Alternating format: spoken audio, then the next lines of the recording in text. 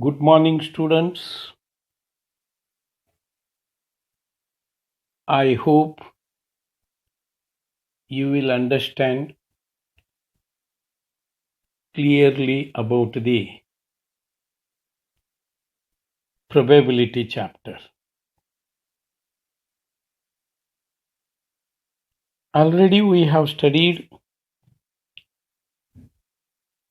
the probability in earlier class. According to second year syllabus, we have been studying about the probability, the definition part for the introduction,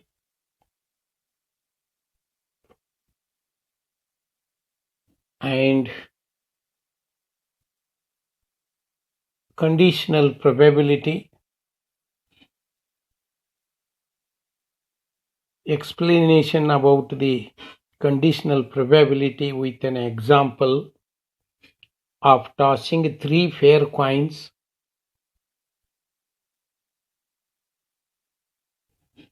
in the earlier class. I recall your memory once again.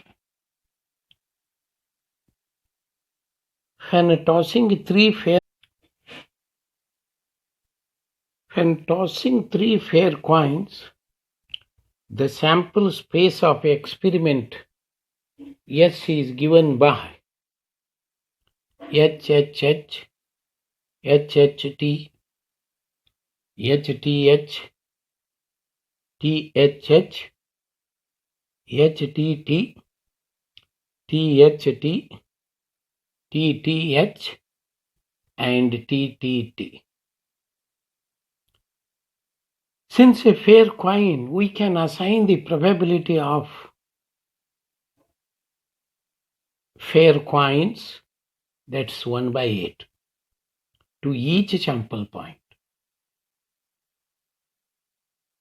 But we have to select the two events E and F.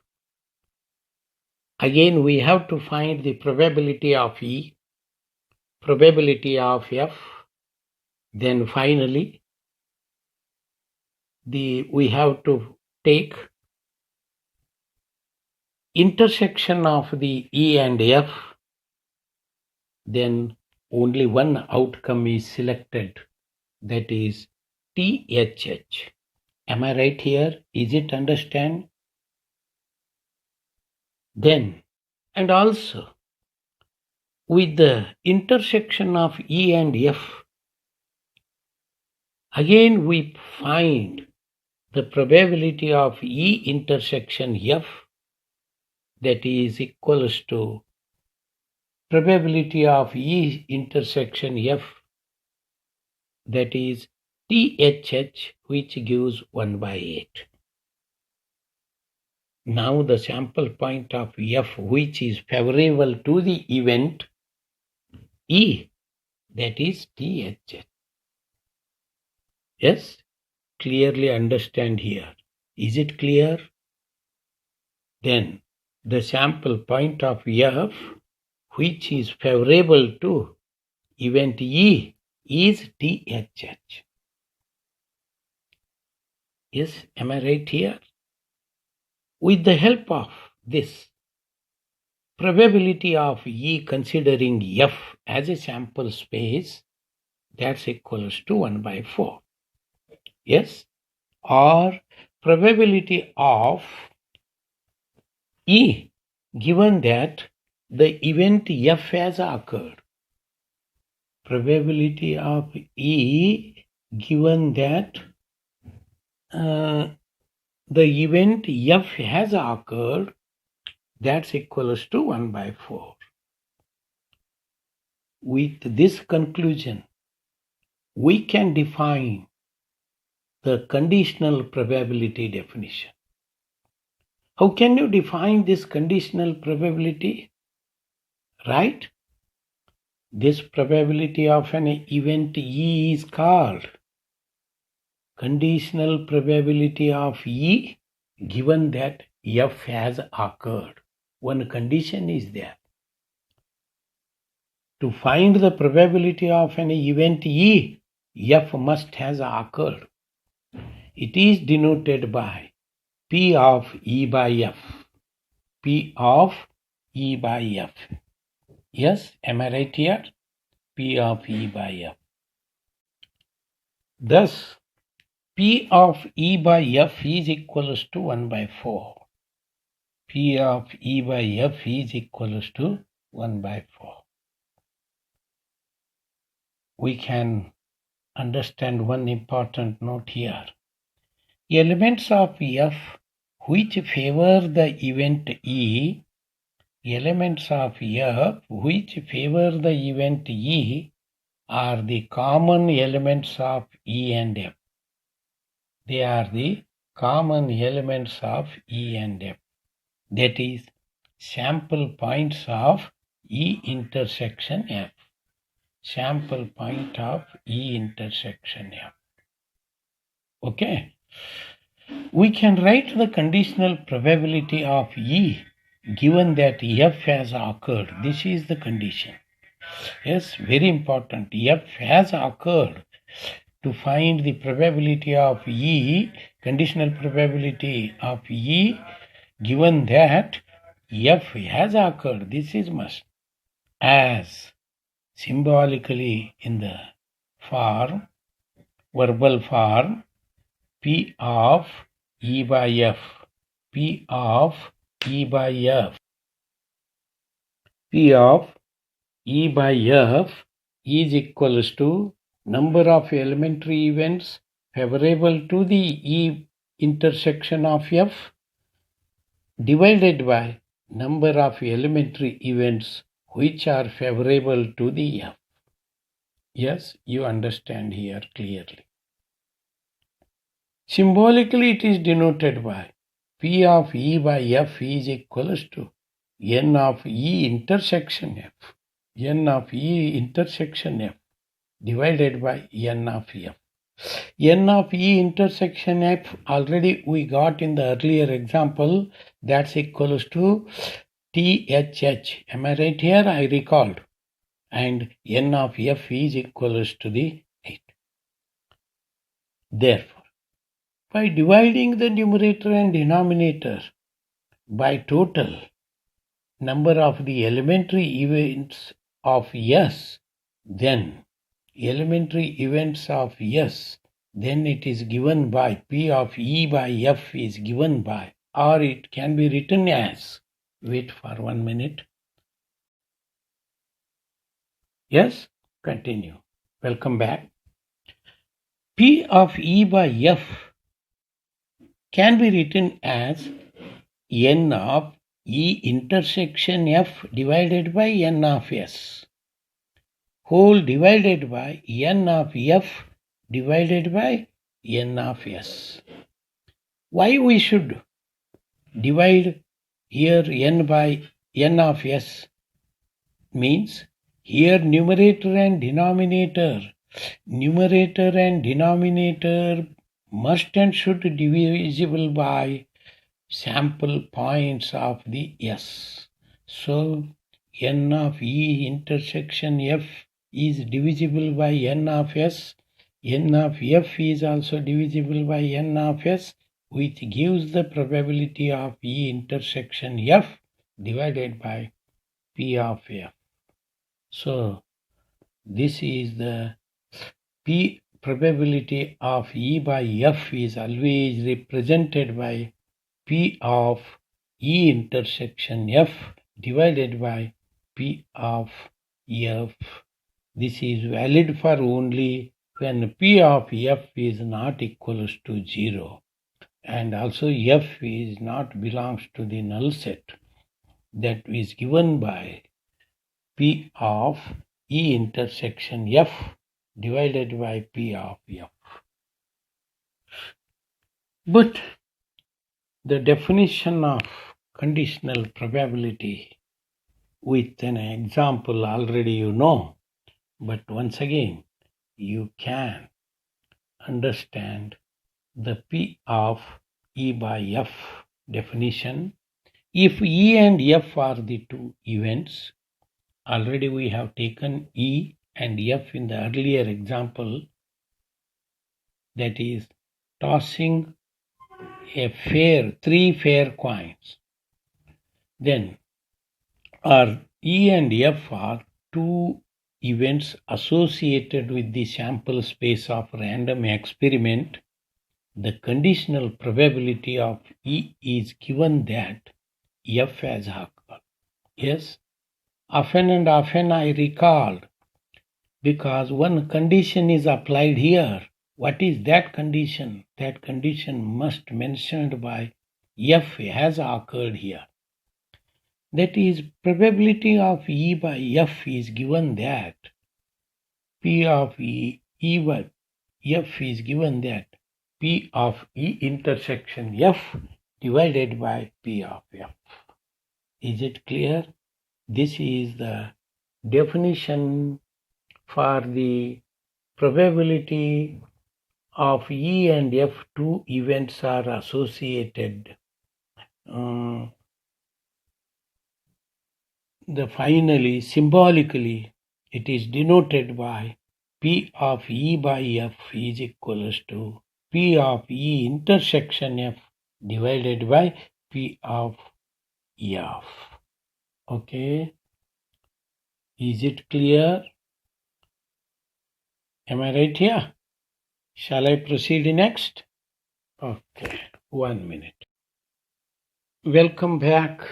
Now we shall be study about the properties of conditional probability. Already we know the definition of conditional probability with symbolic representation. Then the property number 1 states that let E and F be the events of a sample space S on experiment. Then we have P of S by F is equals to P of F by F, that's equals to 1. We have taken here the sample space of a point. So P of whole entire sample space of the probability is given by P of S by F is equals to P of F by F, that's equals to 1. How can you assign this value? We know that P of S by F is denoted by symbolically according to the definition of probability of conditional elements. P of S intersection F divided by P of F. P of S intersection F always defines P of F, probability to the F, divided by probability of F, which gives 1 here. P of S by F, which gives 1. Similarly, this implies P of F by F. That means P of F by F means probability of F intersection F. F intersection F by probability of F. That's equals to probability of F by probability of F, which gives 1 here. Then, therefore, P of S by F implies P of F by F, that's equals to 1. This is the first property of the conditional probability. Conditional probability. Then the second property states that if A and B are two events of sample space S and F, is an event of S such that P of F is not equals to 0. Here you understand. A and B are the two events of sample space, but S and F is an event of the sample space such that P of F should not be equals to 0. Then probability of A union B, probability of A union B by F is equals to probability of A by F plus probability of A B by F minus probability of A intersection B divided by F. By observing this representation of the equation, we recalled our memory the formula we can use it in the sets, that is n of A union B equals to n of A plus n of B minus n of A intersection B concept. The same concept has been used here, but now A and B are the disjoint events, then probability of A union B by F is equals to probability of A by F plus probability of B by F. We should have to prove this one only. This is the second property. The probability of A union B by F is equals to, we can write probability of A union B intersection F by P of F. Then P of A intersection F union B intersection F whole divided by P of F. Further, by using the distribution law of union of sets, P of A intersection F plus P of B intersection F minus P of A intersection B intersection F divided by P of F. We can write this equation into split form: P of A intersection F by P of F plus P of B intersection F by P of F minus P of A intersection B intersection F divided by P of F. Then this implies again, which gives the probability, conditional probability formula, which gives the conditional probability formula, that is P of A by F plus P of B by F minus P of A intersection B divided by F.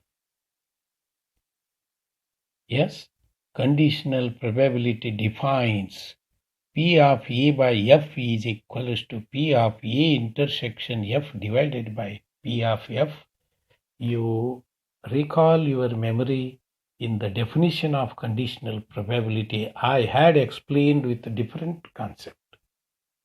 Yes, when A and B are disjoint events, then the value of P of A intersection B by F becomes 0. Then we can prove, we proved here, A union of B by F is equals to P of A by F plus P of B by F. Hence proved the second property. This is the second property. We shall begin the third property in the next class tomorrow. Okay, bye.